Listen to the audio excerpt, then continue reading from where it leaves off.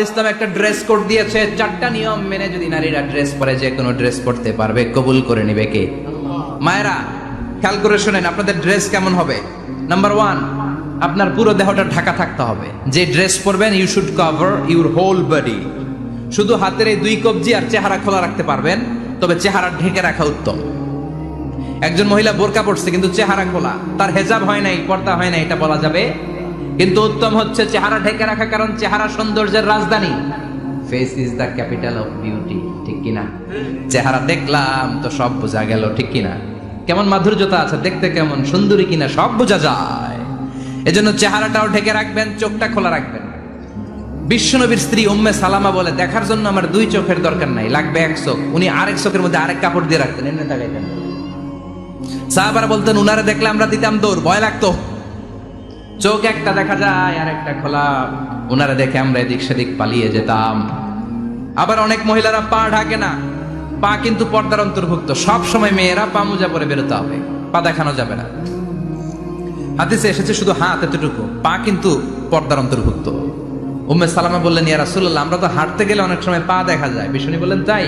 তাহলে 1 বিঘত নিচ দিয়ে কাপড় বাড়াও। উম্মে সালামা বললেন, জোরে হাঁটলে তো তারপরে দেখা যাবে। বিষ্ণু বললেন, 1 হাত বাড়াও, ধুলাবালি সহ টানবা, তারপরও পায়ের 1 ইঞ্চি দেখানো যাবে। তাহলে ড্রেস কোডের প্রথম নিয়ম হচ্ছে পুরো দেহ ঢাকবেন। 2 নম্বরের নিয়ম, পোশাক ঢিলে ঢালা হবে না টাইট ফিটিং? আরো জোরে বলেন।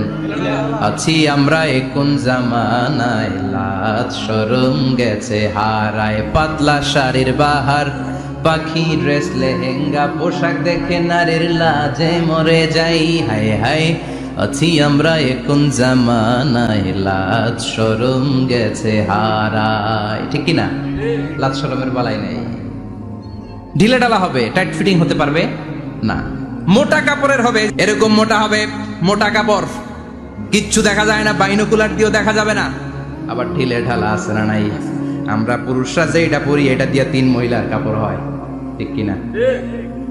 কাপড় পরতে চায় না তারা, ওদের পোশাক আমরা নিয়ে নিচ্ছি। তার মানে ঢিলে ঢালা হবে, মোটা কাপড়ের হবে, টাইট ফিটিং হতে পারবে। আবার পুরুষদের পোশাক হতে পারবে।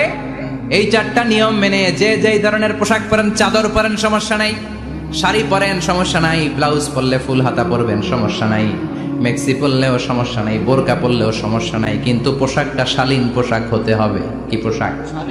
সবাই বলেন, শালীন পোশাক। পুরুষদের পোশাক পরা যাবে? কারণ বিশ্বনবী লানত করেছেন ওই নারীদেরকে, যেই নারীরা পুরুষদের মতো সাজতে চায়। এরকম আছে না নাই?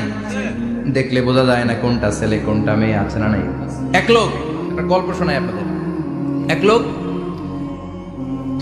এক বাগানে গিয়েছে, যে দেখে বাগানে কিছু ছেলে মেয়ে খেলাধুলা করে, কিন্তু ছেলে মেয়েদের পোশাক দেখে বোঝার উপায় নাই কোনটা ছেলে কোনটা মেয়ে। শুনতেছেন?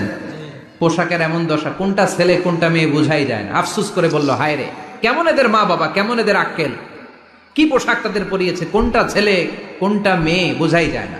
পাশে এক ভদ্রলোক বসা ছিল, রেগে মেগে আগুন, এই মিয়া সাবধানে কথা বলেন, জানেন এগুলো আমার সন্তান, আমার সন্তান এগুলো।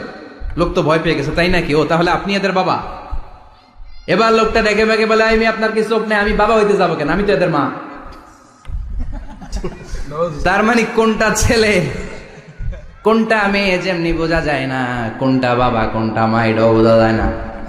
এরকম আছে না নাই? ছেলেরা পরবে ছেলেদের পোশাক, মেয়েরা পরবে মেয়েদের পোশাক। চিল্লায় বলেন ঠিক কি?